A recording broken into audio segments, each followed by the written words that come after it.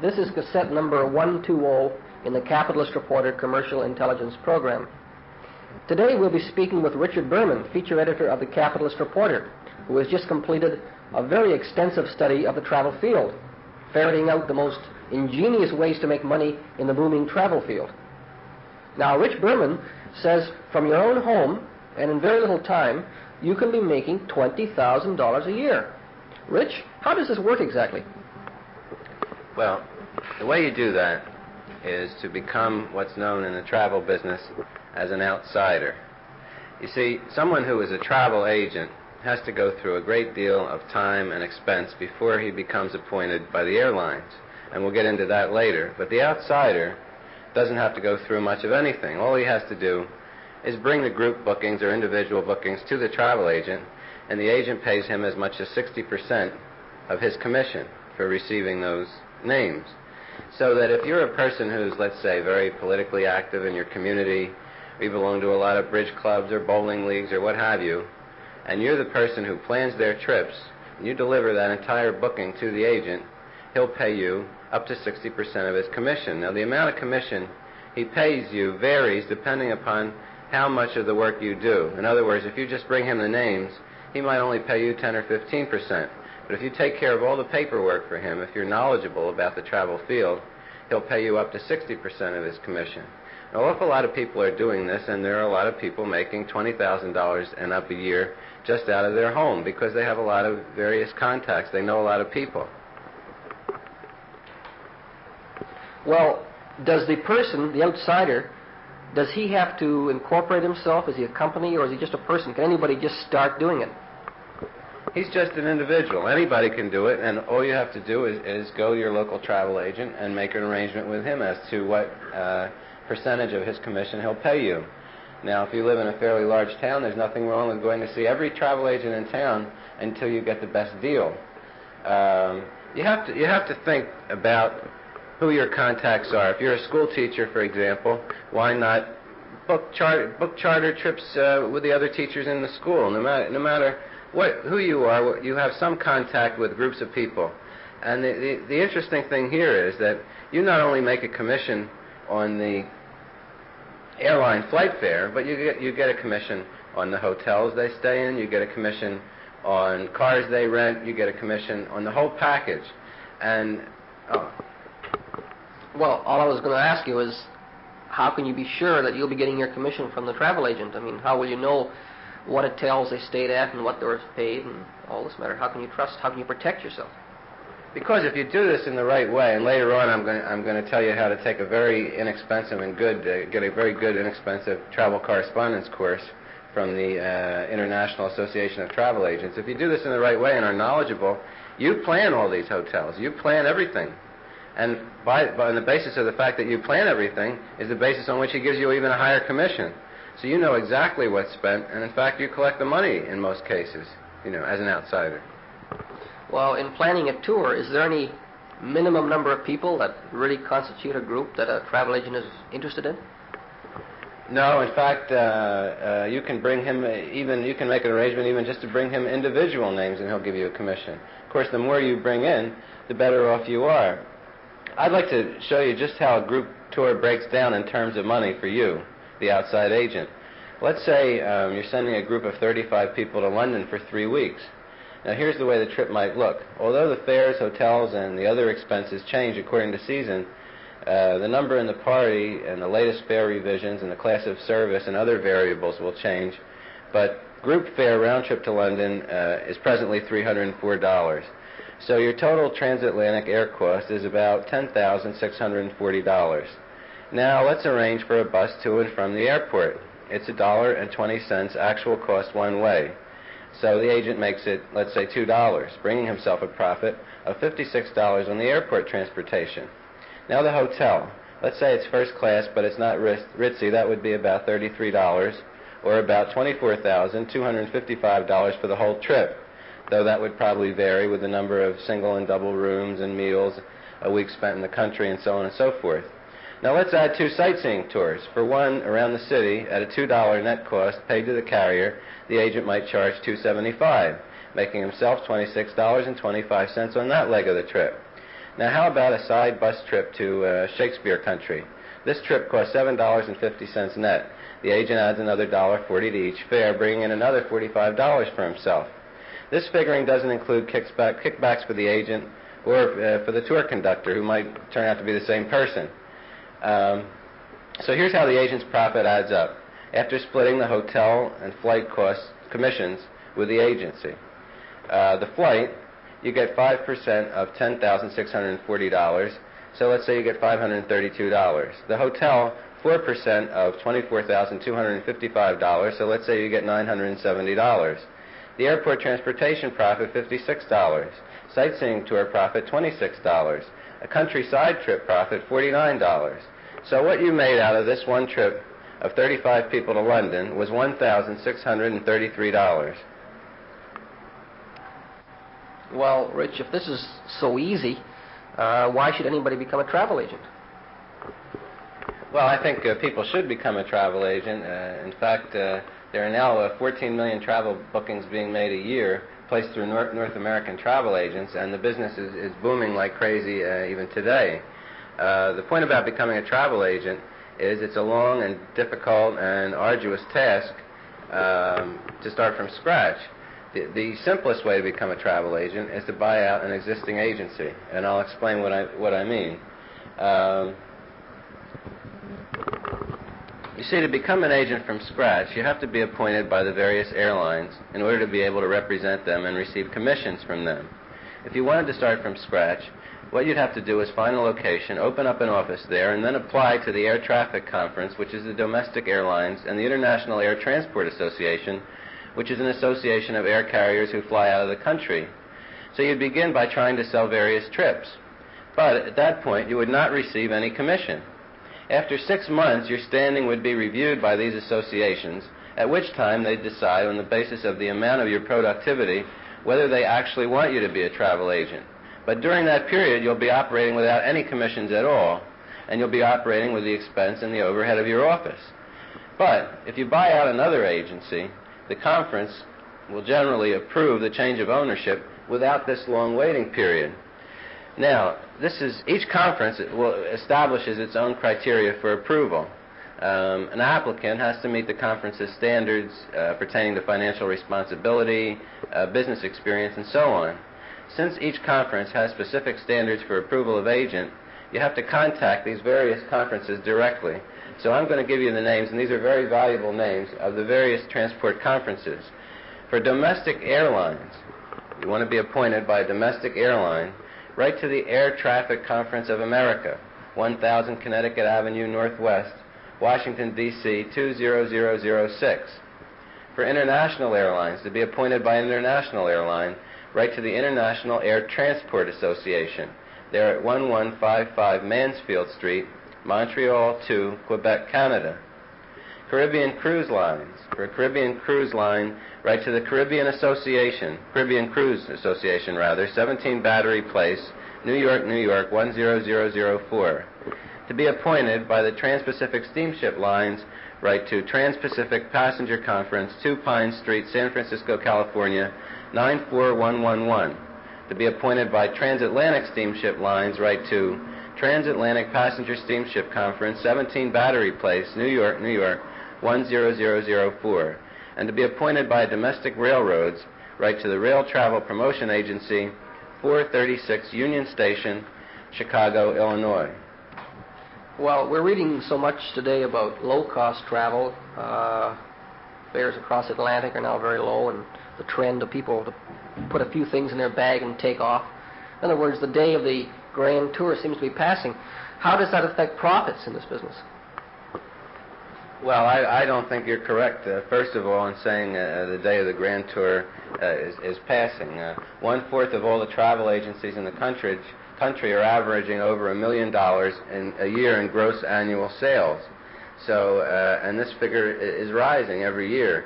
I think that it's just that because we see that more young people have the money to travel, and since they tend to stand out in the methods they use and the clothes they wear, it would give the appearance that there is less group travel and more individual travel, but this really isn't the case.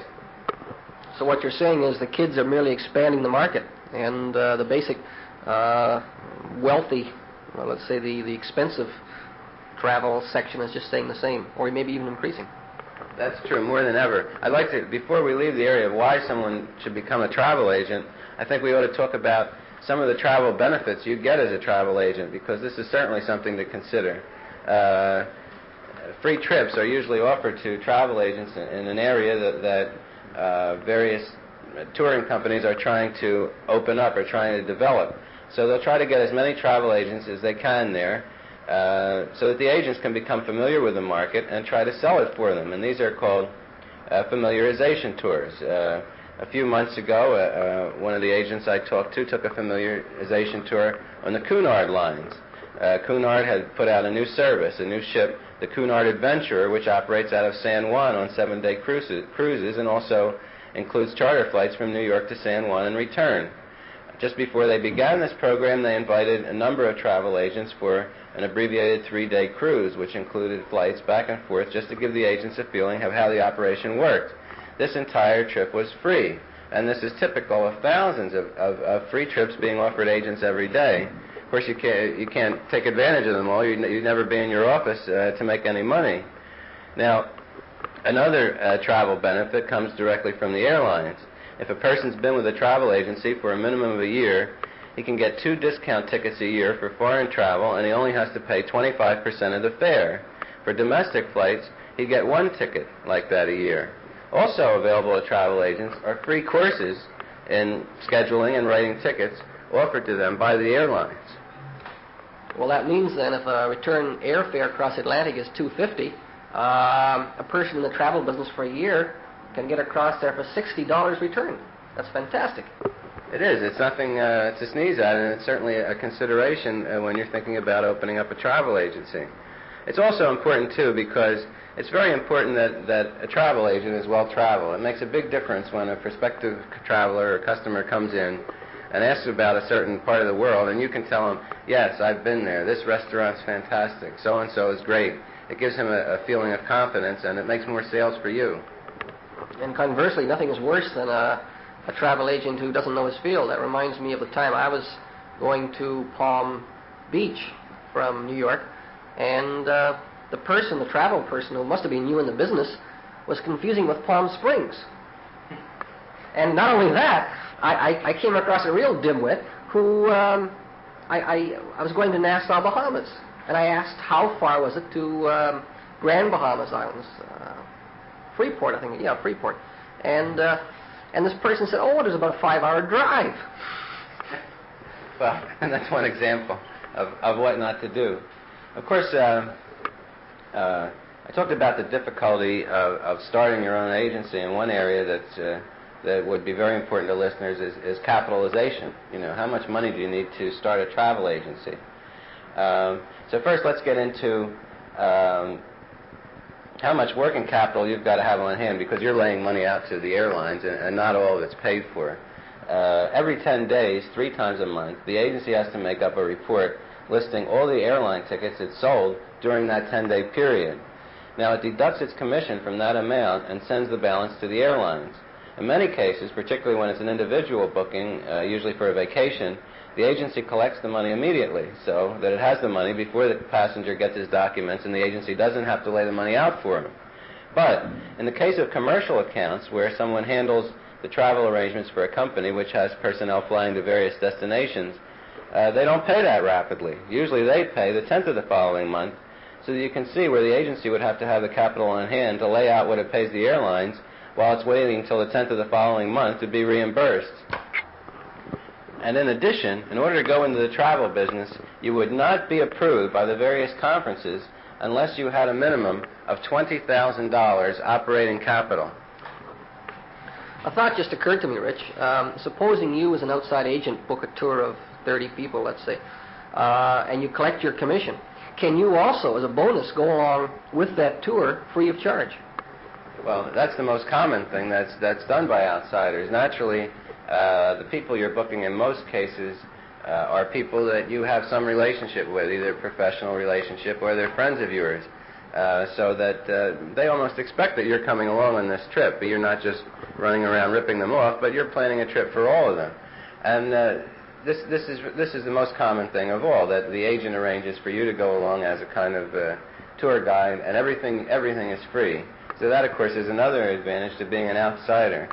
Of course, I can see one disadvantage, and that is if you don't make your arrangements properly, they have somebody on hand to blame. And that's one disadvantage of being an outsider. I wanted to, while I was talking about capitalization, I wanted to get into the area of how a travel agent gets his commissions, because commissions vary between airlines, steamships, so on and so forth. There are a lot of different commission structures. For example, on a domestic air ticket, where one sells only the air ticket, the commission is 7%. If you sell only an air ticket, but it's a family plan or an excursion ticket, the commission is 8%. Now, if you sell an air ticket in conjunction with a tour, where a person buys the land arrangements from you, and by the land arrangements I mean, of course, sightseeing and hotels, so on, the commission becomes 11%. On an international ticket, where just the air ticket is involved, the commission is 7%. If that ticket is part of a tour with land arrangements, then the commission on the air ticket becomes 10%. On the tour itself, the commission for land arrangements is usually 10%. However, tour operators have different commission schedules. Some will pay 12, even 15%, and there are also some who have a sliding scale depending on the volume within a particular year, where the commission gets higher and higher as the volume grows retroactive to the initial booking. Well, doesn't that mean lots of paperwork? How does the agent keep up with thousands and thousands of changes? Well, it does, and this is where many travel agents will tell you that if you think that this is just a glamorous job, you're far from correct, because most of your time as a travel agent is spent with paperwork. You're constantly receiving changes in schedules, changes in fares, so and so on from the airline, and you've got to keep up with these. The handiest tool for booking as a travel agent is called the Official Airline Guide. There's a domestic edition and an international edition, and that shows all the flights from any point to any other point and also gives the fare. There's also a steamship guide which lists all steamship service which is available. But nonetheless, even though you have these guides, they're constantly being changed, and there's just a deluge of paperwork. There's also a deluge of promotion folders from various tour companies. And it's your job as the agent to look these over and check them out and see what really gives the best value for your customers. If you find a particular tour you think your customers are interested in, you might order, say, 500, 1,000 of that particular folder from the company, put a little cover letter with it, and send it to your best customers. That's one way of promoting your travel business. Are those travel folders free? Can you order any amount you want? Certainly they're free. Once your name, they're free because the tour company wants to promote its tour, and once your name becomes known as an agent, you'll get more travel folders than you ever dreamed of or ever thought you wanted, and posters and all kinds of promotional material. A thought just occurred to me, Rich. If a person in the community wants to put together tours, why doesn't he concentrate on special interests, such as, let's say, he puts together a bullfight tour of Spain, or a theater tour of London, or, I don't know, a cheese-tasting tour of Holland? Well, there's absolutely no limit the limit is the scope of your imagination as to what kind of tours you're putting together. Hey, here's a great idea. How about the dirty old man tour of Denmark? That's a great idea, and I think we'll go out of the cassette business and get into that. A very unique one, very prevalent in New York right now, is what they call singles cruises to nowhere. And this is a very smart idea on the part of the passenger lines, where hundreds of singles get on a boat, say on a Friday. The boat takes off to nowhere, just cruises around, and the singles get to spend 3 days on the boat, and the passenger lines get to fill up empty spots in their schedule, where they normally wouldn't be sailing anywhere. This way they get paid for it. It would seem to me that a great market for tours to Europe would be the gambling tours to London, where they have great casinos. Gambling junkets are very popular. Here's an idea. How about a divorce tour? Get everybody together who's getting divorced at once and make a vacation out of it. Well, anyway, but I was talking earlier about paperwork, and it's a very complicated thing. And another area I didn't get into, and that is you have your high season fares and you have your low season fares, which just makes it more complicated. I hadn't mentioned that. Well, if you, the outside agent, can't go you can't be traveling all around the world or all around at least Europe and America. How can you know what places are good, what places are bad? How can you rate the places? Well, fortunately, there's what's known as a rating service, and that gives unbiased reports about most of the hotels around the world. The major one is called the Official Hotel and Resort Guide. Of course, now that might be a good business, starting a rating service, because then you get to go to all the hotels in the world for free. One thing that's very important in the travel business, probably more than anywhere, is the factor of personal referrals. Because basically every travel agent is selling the same thing. So what it comes down to is your largest amount of business is going to come from word of mouth. And this is where elements of personality, honesty, integrity, and so forth come to play. Because if you don't get good word of mouth, you're in trouble as a travel agent. You mentioned earlier, Rich, that there's a correspondence course which people can take to learn about the business. Yes, after all the research I've done, I've come to find out that this is the best and most reasonable course in the business, and it's put out by the American Society of Travel Agents. So far, over 3,000 people have taken this course. I highly recommend it. I've looked over the course. These are some of the things that are covered in the course, and this should give you an idea the kind of knowledge needed to really know the travel business. Lesson 1 in this course, and that's called "What is a Travel Agency?" And they say in the course bulletin, it's an introductory look into the role of the travel agent, where he fits into the total travel industry, what his sources of income are, and the responsibility and duties of travel agency personnel. By the way, you're given one week to study each lesson. There are 14 lessons in the course. Lesson 2 is called Travel and Geography for the Eastern Hemisphere. Lesson 3 is Travel and Geography for the Western Hemisphere. And these two lessons introduce world geography, but according to this bulletin, not as a dry textbook subject. The goal is to familiarize you with those parts of the world most often visited by tourists and what attractions makes these places popular. In most cases, common tour routings are used, visiting parts of the world in the same manner that a tourist might. Then you get Lesson 4, which is domestic air travel, and Lesson 5, which is international air travel. These two lessons introduce the concept of modern air transportation. More important, they actually give you a skill. At the completions of these lessons, you'll be able to look up schedules, obtain fares from the tariff, correctly write the ticket, and even tell the customer if he gets a snack or a full meal on his flight. You'll actually be doing these things as you go through the lessons. You'll learn by doing. An actual copy of the Domestic Official Airline Guide is provided each student. Lesson 6, and this is titled Steamship and Cruises. In this lesson, you learn about steamship company operations, the various guides used to determine rates and schedules, various types of service offered by ships, deck plans, booking procedures, and cruises as a special class of steamship travel. Actual steamship literature is utilized.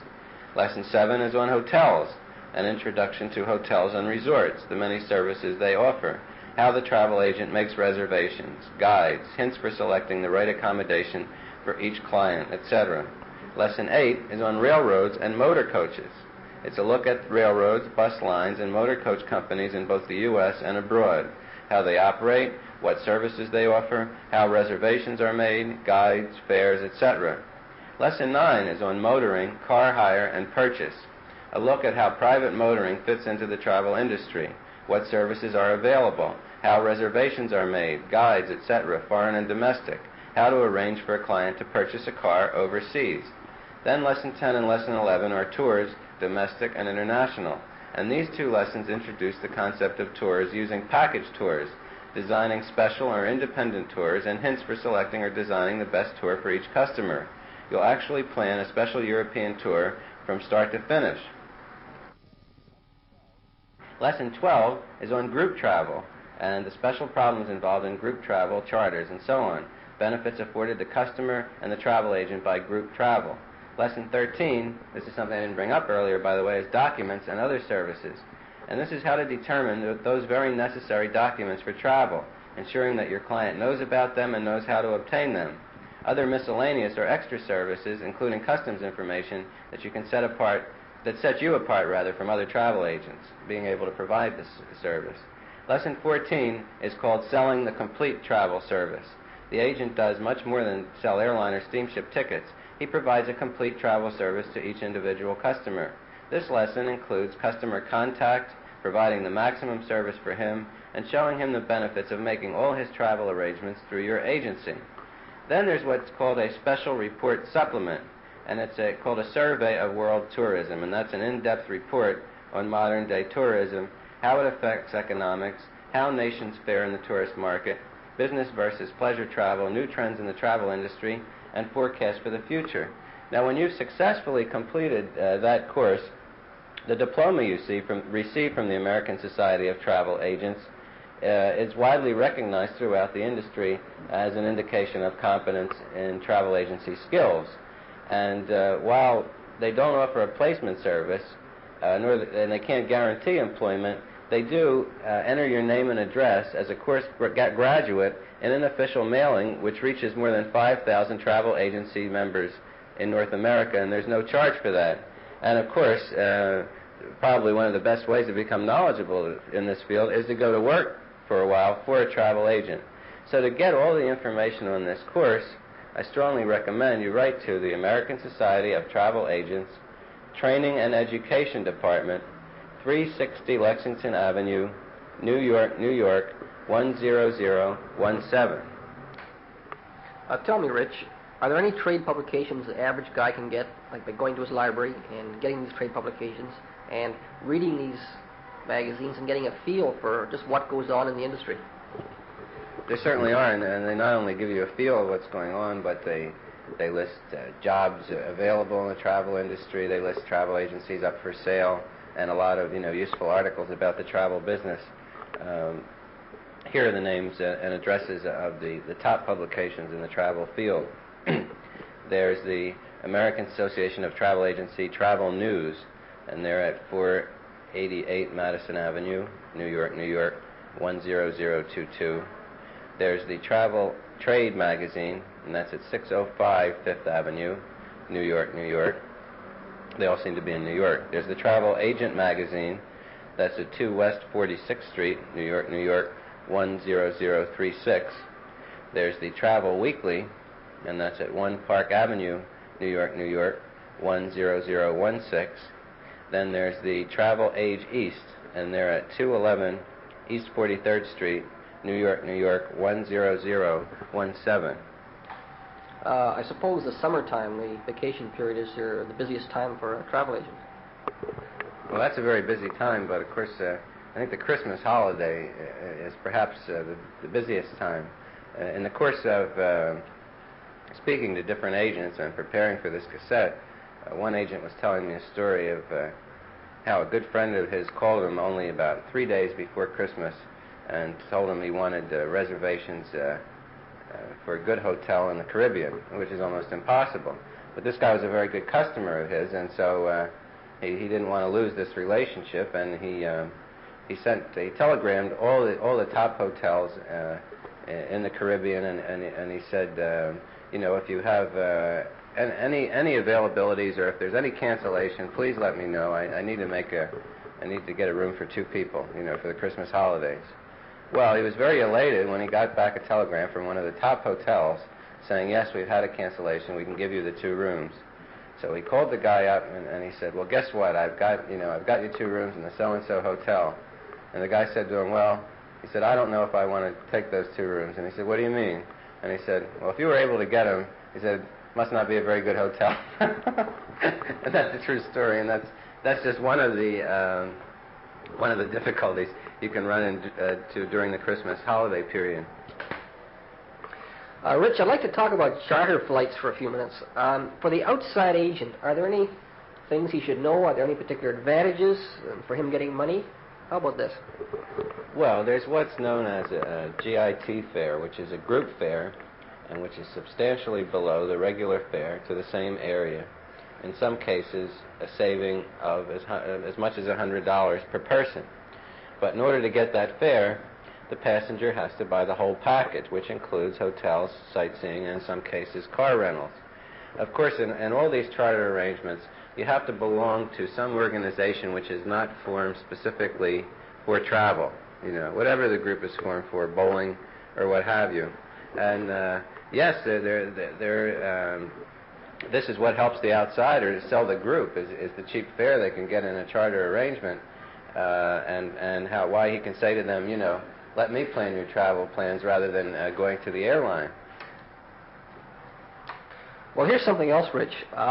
We've all read horror stories of people who've gone off on a charter to Europe. They paid their money. The time comes for them to come back, and no plane. They've gone on a business. It's a fly-by-night airline, and these poor people are just sitting around. Their money's being spent, and they can't get back. Well, these tours were not put together. These charter flights were not put together by travel agents. You see, you don't have to be a travel agent to charter a plane. Anyone can charter a plane. You could charter a plane. I could charter a plane. And unfortunately, they've given a lot of travel agents a bad name, and yet it was not travel agents at all, but just fly-by-night operators who put these together. Is this coming under government control, do you think? In fact, I know the answer, which is yes, it is, because 2 or 3 years ago, anybody could put a little ad in the paper saying a fantastic trip to Europe, a very low price, collect the money, and pretty well run with it after they've gone to Europe. I think it's important to consider, if we're talking about the possibility of opening up a travel agency, what your location is going to be. And of course here you're going to apply the same principles you'd apply in starting any business. Doing a thorough survey, checking the amount of traffic that passes by a certain area, and also whether you want to specialize. And the travel agencies do specialize in planning trips to certain areas. Now, I'd like to give you an example by pointing out some of the specialties of New York travel agencies. Of course, there are more travel agencies in New York than in any city in the world, and you may get an idea from hearing the various specialties of these travel agencies what area you might like to branch out in, something to make you different than another agent, to attract people perhaps you wouldn't ordinarily attract to your agency. Of course, any travel agency will book a trip anywhere because they want to get the commissions. But if you advertise a certain specialty, let's say it's India, you're likely to capture a lot of the traffic to India that might not ordinarily come your way. This, by the way, is a terrific way to promote your agency, because not only do you get your name listing in the phone book, but you can have it listed under 20 or 30 different categories. And if you check the yellow pages, you'll see that you might have, for example, let's say the Allied Travel Agency at a certain address. Then you might have the Trips to India Travel Agency, and you'll notice it's the same address and phone number. Then you might have the Italy Specialist Travel Agency, and you'll notice again this is the same address and phone number. So while you may look at the yellow pages and see a list of 20 pages of travel agencies, you might find that in a lot of cases 20 of them are all the same agencies purporting to specializing in certain areas. Maybe they have a particular agent who knows a lot about Italy, or who knows a lot about, whatever. So here are some examples of the various specialties advertised. You have the Africa Adventure Club. It says become a member and get discount travel. Then there's your Argentina Travel Center, which is part of the Eden Travel Service. And again, they're listed as the Eden Travel Service, and who knows how many other listings they might have. There's the Arizona Booking Information Center, and that's to capture all the thousands of people pouring into Arizona every day. Then there's the Austrian Travel Center, and here's one which is called Bachelor Party Tours. And Bachelor Party Tours advertises singles cruises and tours to the Caribbean, Mexico, the Orient, Hawaii, Israel, Europe, and they offer a free 32-page catalog. It'd be a good idea to get a catalog like this and check it out. Of course, see what other people are doing. Why not write to Bachelor Party, 444 Madison Avenue in New York City. Another group offering singles tours, Arista Travel, and their ad says, singles, travel to romantic places on leisure vacations, companionship and fun. And they advertise young adult tours, so that's another gimmick. Then the Bahama Islands Reservation Center. We've got the Bride's Honeymoon Information Center Incorporated, listed under travel agencies. So they're specializing in honeymoons, although, they're just a regular travel agency and probably are listed under a number of other specialties. There's the Bulgarian Tourist Office, the California Booking Information Center, the Caribbean Travel Agency, Europe summer tours, and they have a listing, and it says unregimented, absolutely like any other tour, June and July departures. You've got your $5 a day Tours Incorporated in New York City. Then the German Student and Youth Travel Service. And here's Golf Tours International, and they apparently plan tours for golfing trips to courses around the world. There's Group Travel Consultants listed for anybody who'd be looking under travel for a group plan. Health and Pleasure Tours Incorporated says it specializes in health spa tours and worldwide travel. The Las Vegas Booking Information Center, again, gambling junkets, another big thing in the travel business. The Ocean Travel Bureau Incorporated, specializing in steamship travel. Norwegian Tours. The Pocono Hotel Reservation Center. Russian and Eastern European air and group travel. The Rhodesian National Travel Board. Here's one called Special Tours for Special People. Another one called Single Party Tours. One called Ski Tours by Sportiva, specializing in ski jaunts. The Travel and Cultural Exchange Incorporated. It just occurred to me, Rich, a person, here am I, anybody, you're in a community, you're in a small city, and you're trying to make some money from the travel business. Well, it seems to me a great way to get started would be contact all the churches and synagogues in your community and start packaging, start arranging tours to Israel, to the Holy Land. And my gosh, think of the business there. And I think the main things I see this travel business is sitting down and using your head and just thinking, matching special interests with the market that's right there in every community. And I would imagine, and I would think also, taking a typical town, sure there's lots of travel businesses, and I would guess most of them, maybe all, I don't know, basically do not know how to promote. And a key thing to any business is standing out, being conspicuous, making sure that people know you. And so many small businesses remain small businesses because they got this passion for anonymity, which is ridiculous. So I think to get going in the travel business it's obviously essential, listening to you talk and discussing the travel business, is to get out, join like crazy, meet people, promote, get talked about, take advantage of word-of-mouth advertising, try to get tie-ins with department store, luggage stores, camera stores, people who have a vested interest in travel, working something out with them, and getting into contact with all those groups. Certainly, people today have a kind of a wanderlust they never had before, with the television now in every home and people seeing all parts of the world. And another selling point is that the cost of travel has really gone down, while the cost of almost everything else is going up. And also, before we get too worried about the balance of payment and start putting extra tariffs and everything on travel, you can sell the point that this is the time to travel. And there's really no limit to what an outsider can do in this business, And not just that, but everybody's getting longer vacations. It used to be, everybody got 2 weeks vacation and they got it in the summer. But now people are taking a week off in the winter very often, or 2 weeks. But travel, I think, vacation periods are being spread out throughout the year. And now it's perfectly normal for many people to take off for a week, for a long weekend, to go down to Puerto Rico, because air travel is getting so cheap. And when you get right down to it, our thinking is becoming mobile. We no longer think, well, this is summer, so this is vacation time. Any time is vacation time if you can swing a few days off from work. And you're always selling the point that when you book as an outsider, the cost of the airfare isn't costing the person 1 penny more than if he went directly to the airline's office in that city. Because what you're earning is part of the airline's commission that it pays to the travel agent. So you're not costing people a cent more for going through you, a friend in the community, than they would pay to some anonymous person at an airline's offices. Well, that's a very good point, because in talking with people, it's incredible the percentage of people who think they pay something for going to a travel agent. And so many people don't realize that all the services are free. So if you're going around to groups promoting tours, package tours, your key point is free, free, free, free. Now, you might think, well, that's obvious. But to many people, that's not obvious. And to many people, therefore, that is a big plus. Another thing that strikes me as a great opportunity for putting together package tours in your community is this.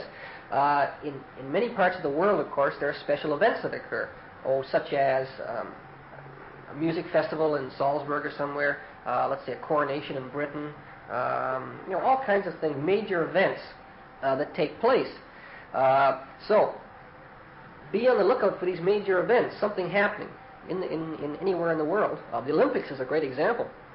And be watching for like 6 months ahead of that major event, and then plan for that, and contact the groups in your community who would be interested in that, be it a music festival or a film festival at Cannes or the Olympics or whatever, and package a tour around that special interest, that special event.